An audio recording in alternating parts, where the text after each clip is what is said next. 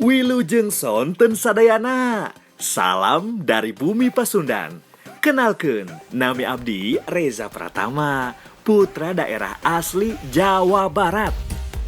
Nah, kali ini abdi sedang berkunjung ke Desa Cibulu, Kabupaten Subang. Selain terkenal akan kekayaan alamnya, Subang juga terkenal akan keanekaragaman kulinernya. Salah satunya yang sedang abdi buat kali ini. Nah, sekarang saya lagi ada di Desa Cibulu, Kabupaten Subang. Saya sekarang sedang bersama Ibu Eni dan Teh Neni. Kita akan membuat kudapan khas Jawa Barat, yaitu dari daerah Subang juga, yaitu kue ustad. Unik juga bukan namanya?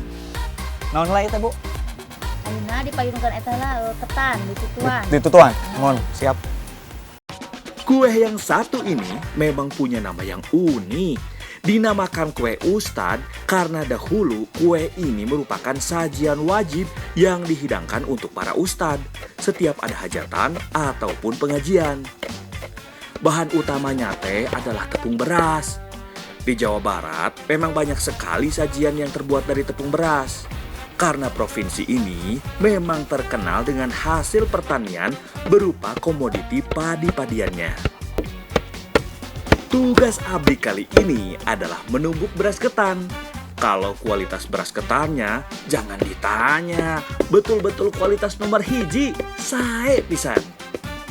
Sementara itu, Bu Ena sedang memarut kelapa dan Teh Neni menyiapkan bahan. Bahan untuk pewarna alami seperti kunyit, daun suji, dan buah naga agar warna kue ustadnya semakin cantik. Caranya dengan mengambil air sari dari bahan-bahannya tersebut menggunakan perasan kain atau biasa disebut kain waring. Tuh, cantik pisan kan warnanya?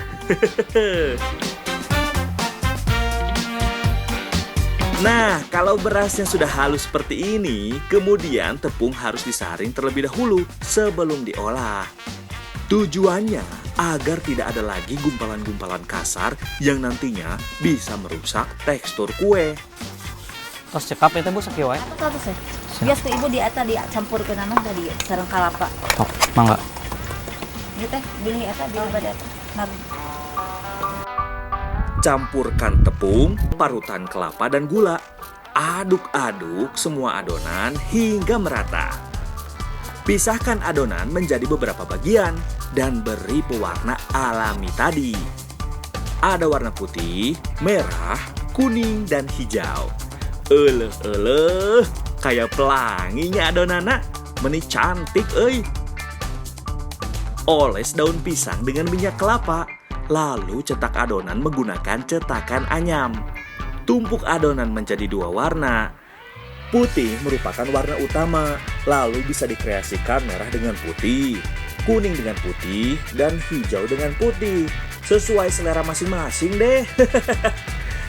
Kalau sudah, berikan potongan daun suji atau daun pandan di atas adonan agar menambah aroma kue.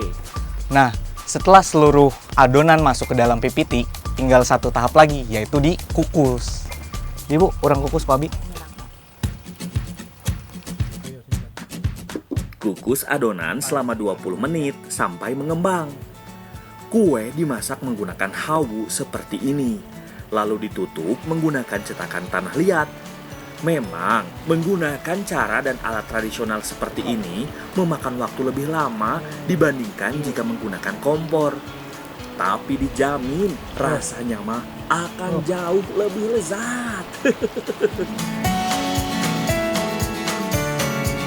Ini dia kue ustadnya. Tuh, betul kan? Warna yang dihasilkan dari pewarna alaminya cantik sekali.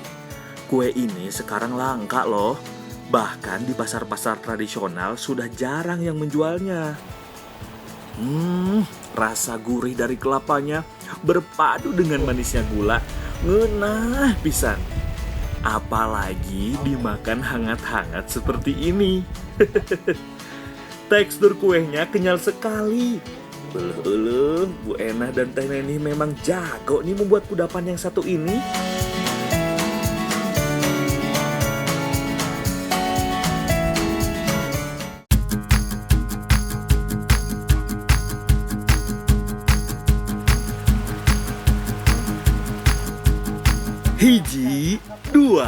tilu. Bersama dengan bapak-bapak di Desa Cibulu, Kabupaten Subang, Abdi ikut membantu melakukan kegiatan ngabedahkeun, yaitu kegiatan menyortir ikan di kolam air deras.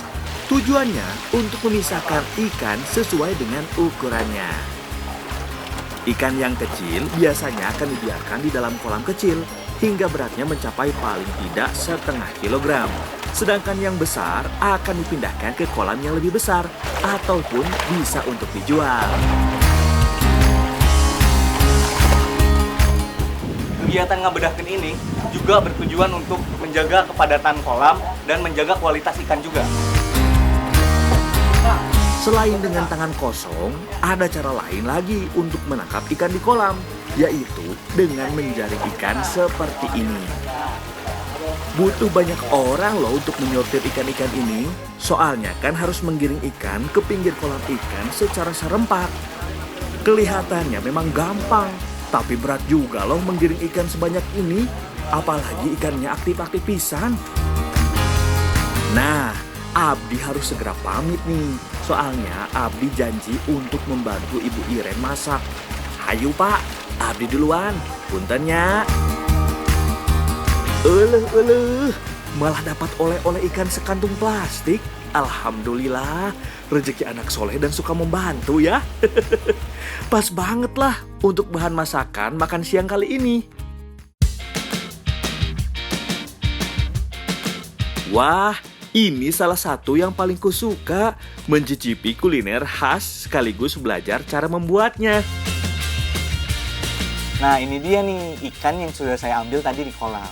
Selanjutnya saya akan membuat olahan ikan khas Jawa Barat, yaitu ikan bakar genteng. Pasti enak rasanya. Nah, udah ya, Bud. Wah, Jawa Barat memang terkenal akan kulinernya yang beragam ya. Saya makin penasaran, kira-kira bagaimana ya rasanya ikan dibakar menggunakan genteng. Apalagi ikan yang digunakan baru saja dipanen, pastinya masih segar dan tidak amis. Makanya, untuk memasaknya pun cukup menggunakan bumbu yang sederhana. Pertama, haluskan bawang merah dan bawang putih, lalu tambahkan kunyit. Sebelum dimasak, jangan lupa ya membersihkan ikan terlebih dahulu.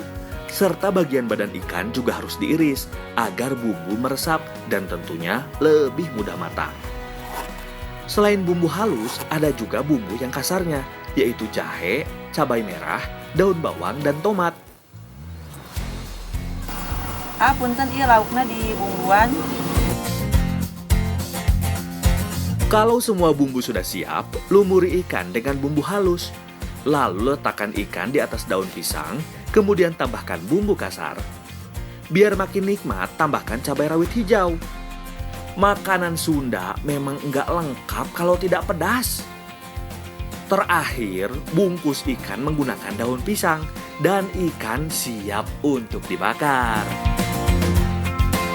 Panaskan dahulu gentengnya, lalu letakkan bungkusan ikan di atasnya. Bakar kira-kira selama 30 menit. Jika dilihat dari tampilannya, ikan ini seperti pepes. Namun, ini dibakar. Nah, fungsi genteng ini agar ikannya masak sempurna dan tidak gosong. Memasak ikan dengan cara dikukus akan membuat kulit ikan menjadi basah. Sedangkan ikan yang dibakar, kulitnya akan menjadi gosong. Dengan menggunakan teknik ini, kulit ikan akan lebih kering, namun juga tidak akan gosong. Nah, jika kulit pisang sudah terlihat layu dan kering seperti ini, angkat dan ikan siap disajikan. Wah, aromanya geunah pisan. Harus segera disantap. Masak ikan seperti ini, sensasinya memang beda. Rasa pedas, gurih, dan asamnya sekilas memang mirip dengan pepes, tapi lebih garing dan kering. Kalau yang tidak suka dengan tekstur pepes yang cenderung berair, nah, teknik bakar ikan genteng ini bisa menjadi pilihan. Selain nikmat, tentunya juga sehat kan?